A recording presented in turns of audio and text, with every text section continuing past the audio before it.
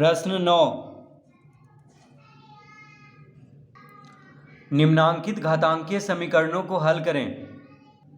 प्रश्न 9 का छठा। तो प्रश्न है 3 का घात x प्लस वाई, 3 का घात x प्लस वाई बराबर 81, 3 का घात x प्लस वाई बराबर 81। तो यहाँ पे दो प्रश्न दिया हुआ है, तो पहले इसको हल कर लेंगे।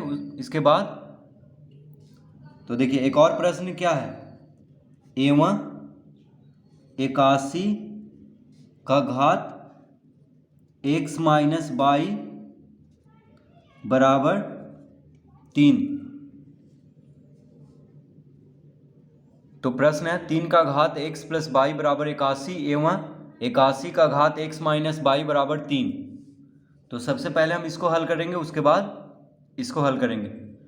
तो प्रश्न है 3 का घात x प्लस वाई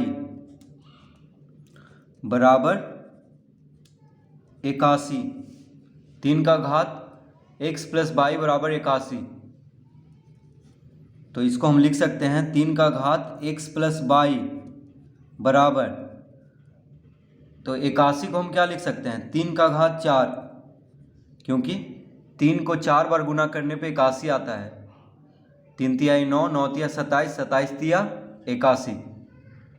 तो 3 गुना 3 गुना 3 गुना 3 क्या आता है 81।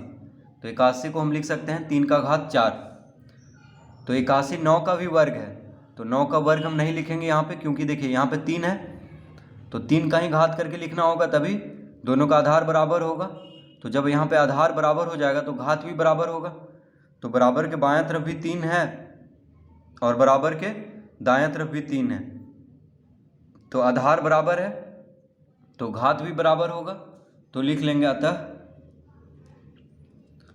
x प्लस वाई बराबर कितना हो जाएगा 4। x प्लस वाई बराबर कितना आ गया 4। इसको हम पहला लिख लेंगे, क्योंकि आगे ये काम देगा, इसीलिए इसको हम पहला लिख लेंगे। ठीक है, तो x प्लस वाई बराबर आ गया 4। अब देखिए अब हम इसको हल करेंगे। 81 का घात x माइनस वाई बराबर 3। तो लिखेंगे यहाँ पे 81 का घात x माइनस वाई बराबर 3। 81 का घात x माइनस वाई बराबर 3। तो इसको हम लिख सकते हैं, देखिए 81 को हम क्या लिख लेंगे 3 का घात 4 और पूरा पे घात कितना है x माइनस वाई, तो इस तरह लिख लेंगे और बराबर 3। ठीक है, इस तरह हम लिख लेंगे। तो 3 का घात 4, 81 को हम लिख सकते हैं 3 का घात 4, क्योंकि 3 गुना 3 गुना 3 गुना 3 क्या आता है 81। 3 तिया 9, 9 तिया 27, 27 तिया 81 और 81 का घात है x माइनस वाई, तो पूरा पे घात हो जाएगा x माइनस वाई बराबर 3। इस तरह लिख लेंगे। तो जब घात पे घात हो, देखिए 3 का घात 4 है और पूरा पे घात है x माइनस वाई, तो घात पे घात हो तो क्या करते हैं घात को गुना कर लेते हैं। तो हो जाएगा 3 का घात 4 गुना, तो 3 का घात हो जाएगा 4 गुना x माइनस वाई बराबर 3, यानी घात गुना हो जाएगा, तो 4 गुना x माइनस वाई लिख लेंगे इस तरह से। अब यहाँ पे हम लिख लेंगे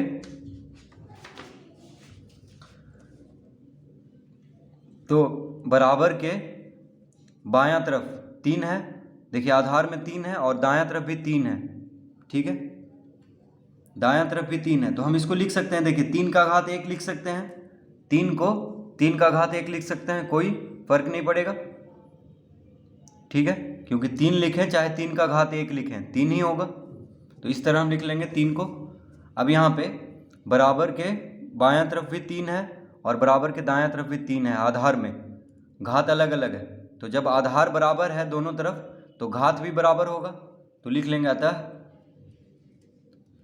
4 गुना x माइनस वाई बराबर 1।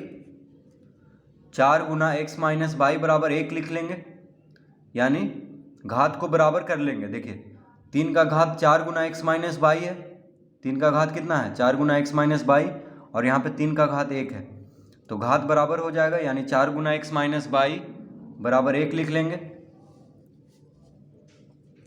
तो अब यहाँ पे x माइनस बाई बराबर क्या हो जाएगा, x माइनस बाई बराबर हो जाएगा 1/4। देखिए 4 गुना में है, x माइनस बाई के साथ 4 गुना में है बराबर के बायां तरफ, तो 4 को दायां तरफ भेज देंगे तो भागा में हो जाएगा, यानी 1/4 लिख लेंगे। तो x माइनस बाई बराबर कितना आ गया 1/4। इसको हम दूसरा लिख लेंगे, दूसरा समीकरण।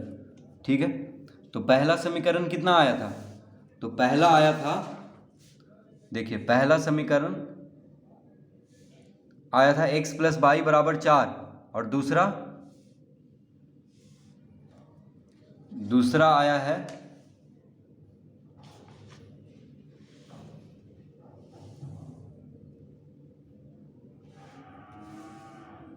x माइनस बाई बराबर 1/4। ठीक है, अब लिखेंगे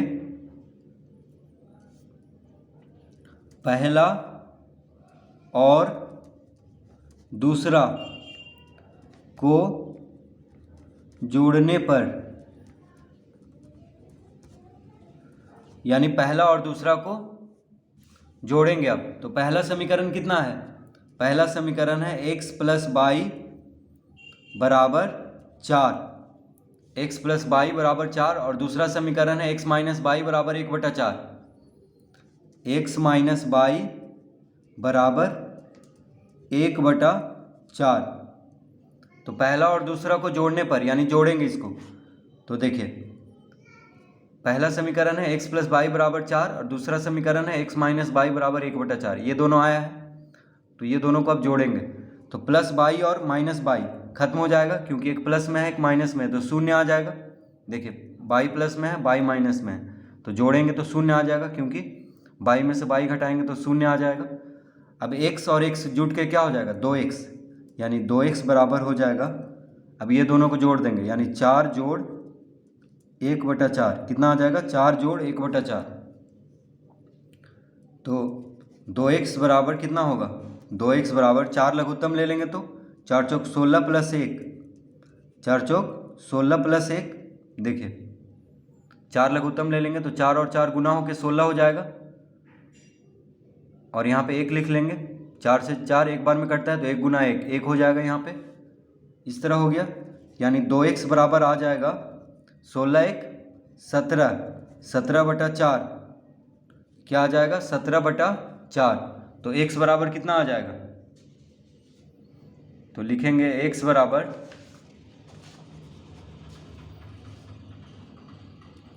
अतः x बराबर हो जाएगा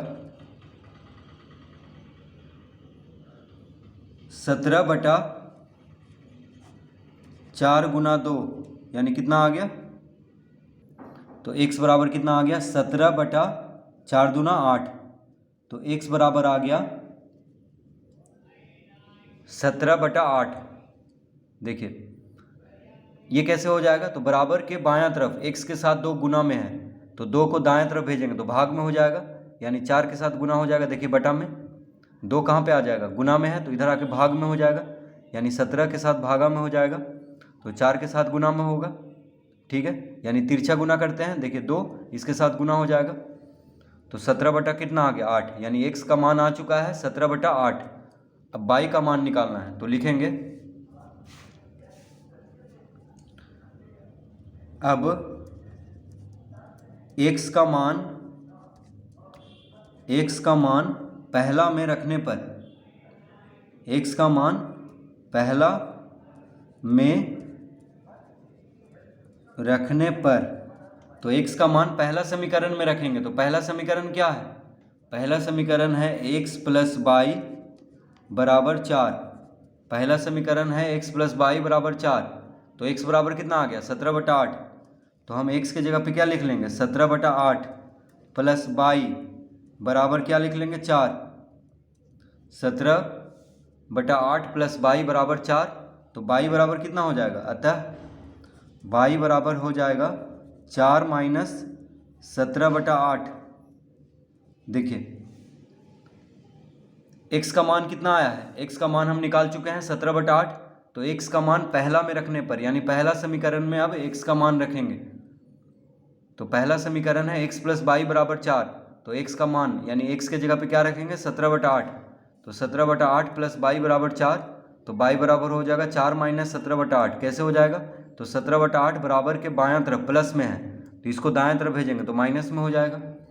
तो y बराबर कितना आ जाएगा, अब यहाँ पे 8 लघुत्तम ले लेंगे, 8 लघुत्तम ले लेंगे तो 8 और 4 गुना हो जाएगा, यानी 8 चौक 32 माइनस 8 यहाँ भी 8 यहाँ भी है तो 17 लिख लेंगे। तो 32 में से 17 घटा देंगे तो 12 में से 7 गया 5, 2 में से 1 गया 1, यानी 15/8। तो y बराबर कितना आ गया, 15/8। y बराबर 15/8 आ गया है। और x बराबर कितना आया था, x बराबर आ गया 17/8। तो हम लिख लेंगे यहाँ पे अतः x बराबर 17/8, y बराबर 15/8। तो x और y का मान पूछ रहा था, यहाँ पे x और y दोनों था, यानी x के बराबर आ गया 17/8 और y बराबर 15/8। तो इस तरह हम इसको हल करेंगे।